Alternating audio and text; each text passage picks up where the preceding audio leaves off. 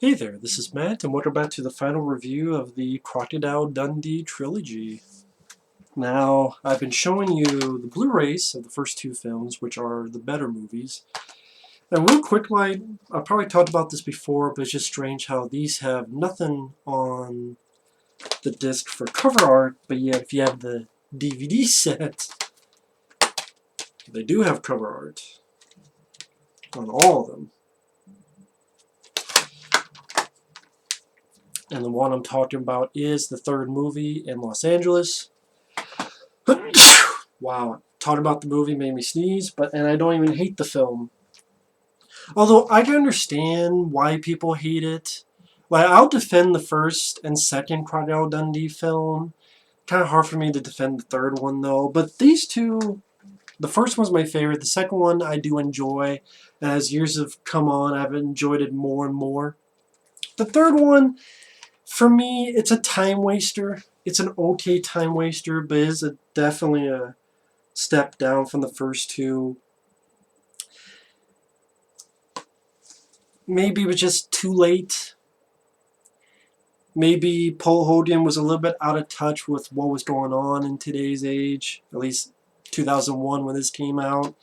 Maybe it was just the character only needed 2 movies. I like the film okay. I can still watch the film because I like Paul Hogan. I like the character Crocodile Dundee. It was nice to see him again. Nice to see him and Linda Kozlowski together again. The kid who played young Crocodile Dundee, he was not annoying or irritating. The movie is fairly, how do I put it, harmless. There's not tons of toilet jokes.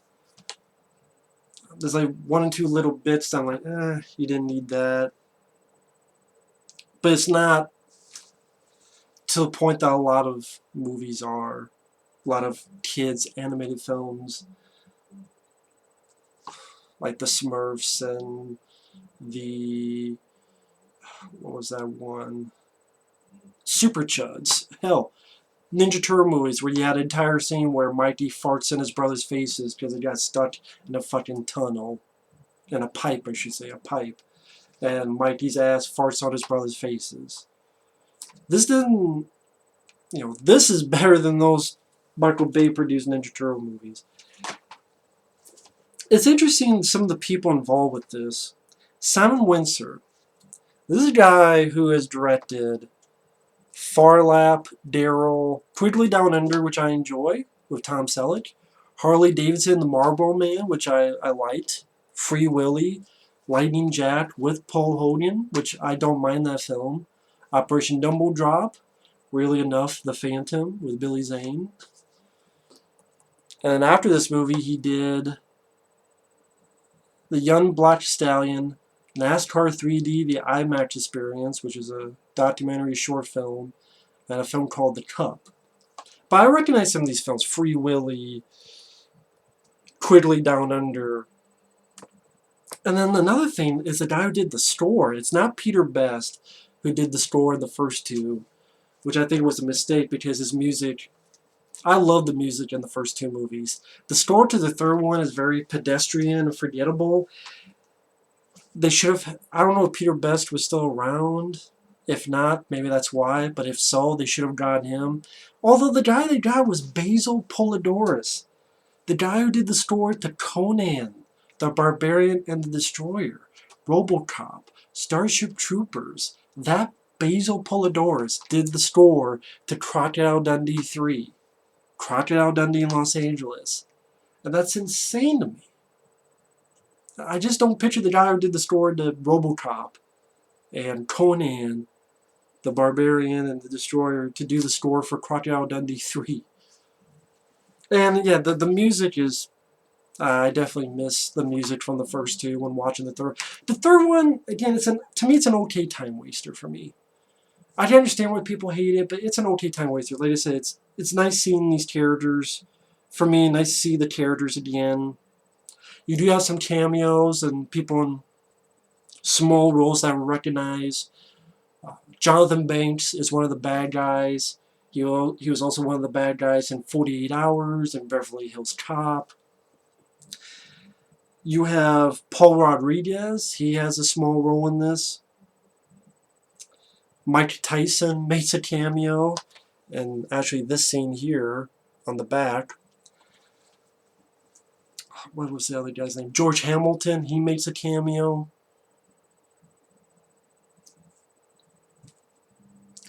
I think, I said this before, but I think one of the problems with this movie, even though the second film was PG, this one is PG as well, but it felt more like a kid's family film, or is trying to be.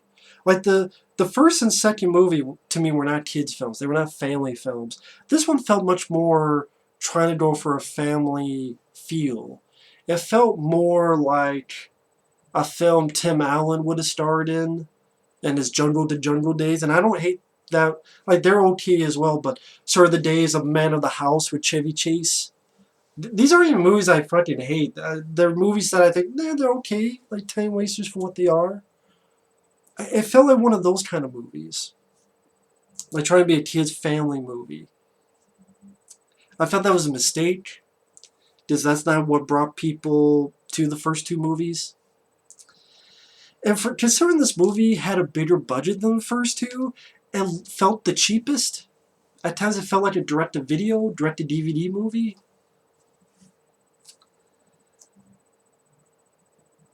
I know I'm giving a lot of negative stuff to it, because again, it is a step down from the first two movies.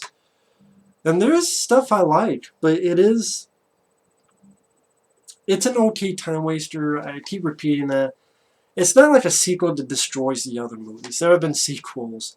That's why I hate Alien 3 so much.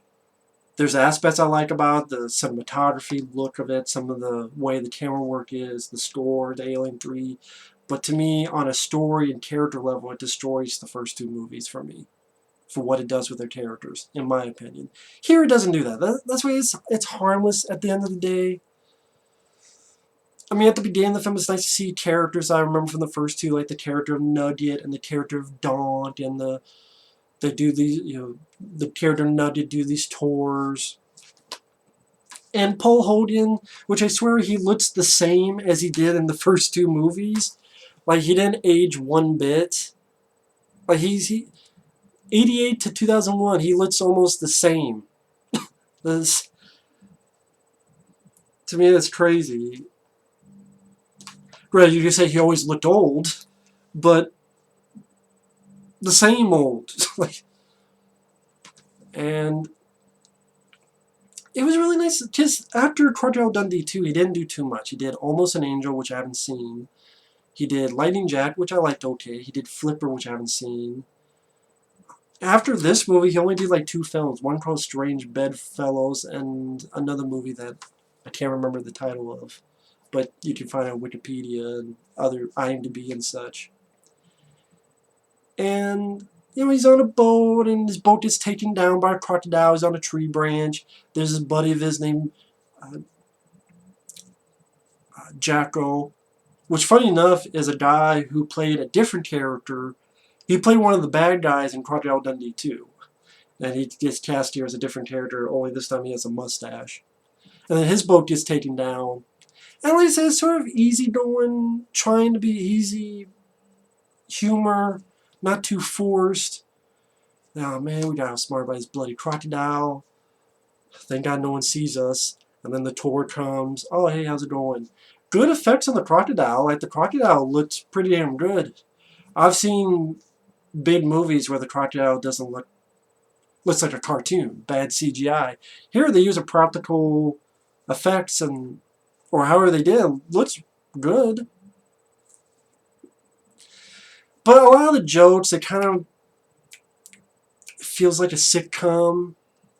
Some people may feel that way for the first two. I disagree. But there are moments where, like, you're waiting for the laugh track. There's ways of talking that no white man could understand. And then the cell phone rings. Oh, hello. And I say this is meant for kids. There is some cursing. Like when Crocodile Dundee tosses the guy and says, oh, you're so full of bullshit. Or someone calls him a bitch while he's getting mugged. But not too much. But yeah, Paul Hogan, Linda Kozlowski, nice to see them again. Like I said, the kid who plays their son, he's not annoying. It seems like a good-natured type of movie. You do have the mind over matter, the bit they replay. There's like this little razorback. The story, Linda Kozlowski, her father wants her to run this newspaper branch in LA. And Mick Dundee says, hey, why don't you do that? We'll go along with. And they get to LA, and there's a bunch of, again, it feels a little bit more sitcom stuff. Like the limo driver gives him a picture, which is his profile photo for casting calls. Mick Dundee doesn't know that, so he's like, oh, I got a picture, let me give you a picture of mine. There's the big scene where they're on the road and the cars stop, and hey, there's a dog. That's not a dog, that's a possum. I've never seen a black and white possum. Dad, that's a skunk.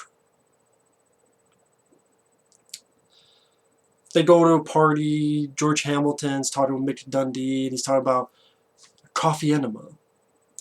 This I did chuckle because I felt the same way Paul Hogan's character did when he tossed to the bartender. He's like, enema? That's when you, yeah, with coffee? Cream and sugar? It's LA. Because I didn't know what, I'm like, when I think of coffee enema, I do think of, well, you'll put fucking sugar and coffee and, you know, cream up there too. I thought the same way as him, so shows how little I know shit. Or like when he's telling stories of Mad Mel Gibson. And then later on, tossed to Linda Kozlowski, and she's like, you don't know Mel Gibson. Yeah, I do. You met him at the back there at the pub. Short guy, red hair. Oh, you mean Mal, M-A-L. Mal Gibson. Yeah, Mel Gibson. They know him around here, too. So there were moments that made me smile and smirk, but not a lot that made me like chuckle or laugh like the first two. And like the first two, they felt more for grown-ups. Well, again, this one, I keep repeating that, but it felt like more for kids. They're on the Paramount Pictures tour, lo and behold, because it's Paramount. Although there's a line that someone goes, we should have went to Universal. Which, I don't know why that made me smirk a little bit. Really enough, during the tour, someone goes, oh, there's a Daily Anaconda. It's one of the animatronics. It looks just like one of the things from Anaconda. With Jennifer Lopez, it looks exactly like one of them. And I'm like, what? I'm trying, like, was Anaconda a Paramount movie? I thought it was like Columbia TriStar, I thought. It looked just like one of them. Literally, like, they took one of them and put him in there. And by reflex, he takes his knife and he stabs through it. They go into this park and they meet Mike Tyson. They don't know who he is. And he tells them a little bit about meditation. And of course, when they leave, he's like, oh, he seems like a really nice guy. He wouldn't hurt a fly. Idea is kind of like, okay, seems like, ba-dum-bum. You know, one of those. Setup, here's a laugh track. I don't know if it's just the writing. If I hate saying that maybe he was a little bit out of touch with the comedy aspect with Paul Hogan, or I don't know what the deal was. I don't know. It just, I know people say you should be ranting on this. At the same time, it wasn't like, oh man, this is really, oh, it's such a chore to sit through. It's more like, okay, it's harmless, it's cute. Oh, okay, you know. And then, you know, I'm doing something on the computer. Okay. Kind of like one of those experiences. Hence why I use the term time waster. It really does fit it. I like Paul Rodriguez. He's in the pretty much the story aspect. It's a pretty weak story. Linda Kozlowski's character, as a reporter, looks into what the person who had her job before was looking into, was the studio that keeps making these films even though the films bomb. So like here's a film, it bombs, so then they make the sequel to it. And then it bombs, so they make a third film. And it's like, okay, there's something going on with this. And Crocodile Dundee watches a lot of TV shows. So he's like, hey, I could go in, see what's going on, and be like a little PI. And he pretends to be an extra on a movie with Paul Rodriguez. I do like Paul Rodriguez, like I said. I like what he's like, I gotta keep you around here. You're fun. I want to see what you do to screw up the next take. And Paul Hogan's like, okay. Or he helps out this scene where a monkey needs to do something for this movie being shot. Paul Hogan helps out, so he's now the new animal trainer.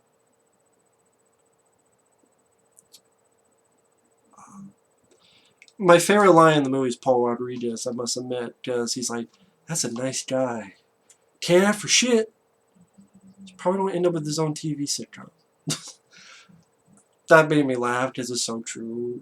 Not on Paul Hogan, but just the idea.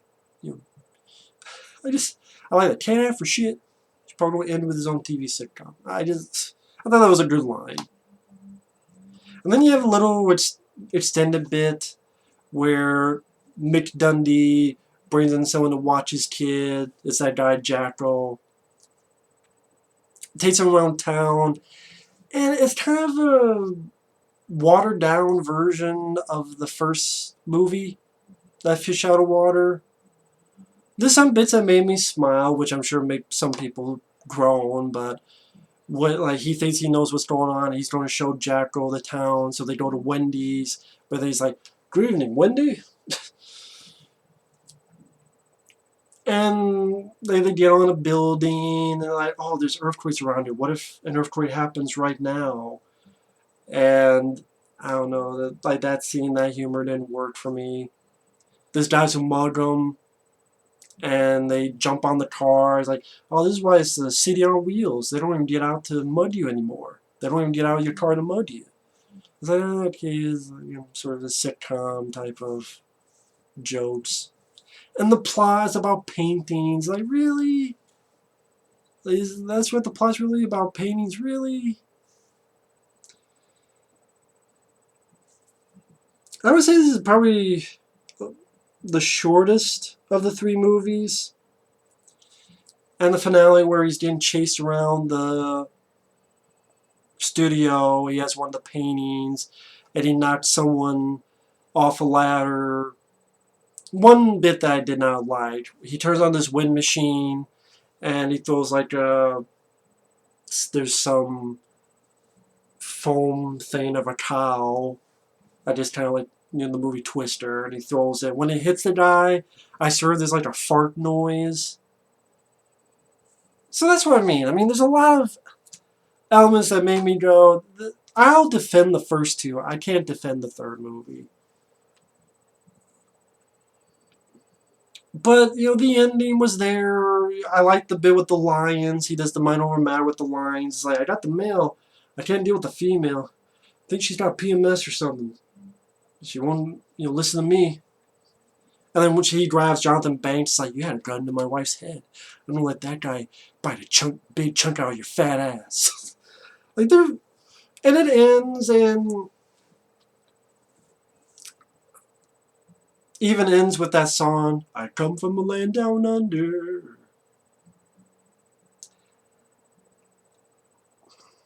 And in a way, that freeze frame kind of explains the problem with the movie. Is you look at the freeze frame endings of the first two movies, they were not jokes. They were not humor. It wasn't, now let's put in a song here. It was a nice, sweet moment of the love story between these two characters. It's not even these two freeze-framed. It's Paul Hogan and his buddy Jackal going after a crocodile. You know, taking off their these black suits that they have. And it's like, yeah, I mean, it's a decent time waster because I like the characters, and for the most part it's harmless, and there are moments that made me kind of smirk. and it was just nice to see these characters again. And for the most part, it's harmless. I keep repeating it because it's the best way to describe it. But that last shot, it's like, okay, this, it doesn't have, I almost want to say as much of the heart. Well, heart's the wrong word. A little bit as much of the soul as the first two movies. It's a little bit less soul and more, maybe they hope to get a quick cash out of this, which they didn't because the film flopped. Because I just say about, it just occurred to me now, it's interesting. Again, the first two movies, the freeze frames on these two as this nice, touching freeze frame, and the music by Peter Best, which really ends it on a high note. And then the one of this is a song that you've heard. Hell, I heard that in Kangaroo Jack and many other films. Come from the land down under. Kangaroo Jack, I think, was after this movie, though. Yeah, I think that was 2003. This was 2001. But you've heard it in other movies, too. Before that. And it just... unneeded sequel. I guess probably was part of a cash grab. Bit too, try to be more family-friendly, kid-friendly, it seemed. Seemed like more a direct-to-video movie. I can't hate the movie, though. I can't. I've seen too many bad movies and bad sequels, like Dumb and Dumber 2. I would gladly take this over Dumb and Dumber 2. I would gladly take that over Ace Ventura 3, Ace Ventura Jr. I would gladly take that over Alien Covenant and Prometheus, which they're prequels, but the Thing prequel, and, you know, the fucking Hellraiser sequels after Part 3, and 4 to 44, how many there are, and I can at least get some smirks and some smiles out of seeing Paul Hogan and Linda Kozlowski in them again. And the little bits with Paul Rodriguez and so forth. And some of the little bits of, yeah, there's some sitcom humor, but, you know, I grew up watching sitcoms, so, you know, I liked Home Improvement. I liked other sitcoms. I just don't think the writing's as strong as the first two. When it's the action, it's not as strong as the action in the second film. And the first one, to me, definitely has the most of the love story heart aspect. But so those are my convoluted, overbloated thoughts on Crocodile Dundee in Los Angeles. I don't hate the film like a lot of people do, but I can't defend the film either. So thanks for watching. Take care, and we will see you later. Bye-bye.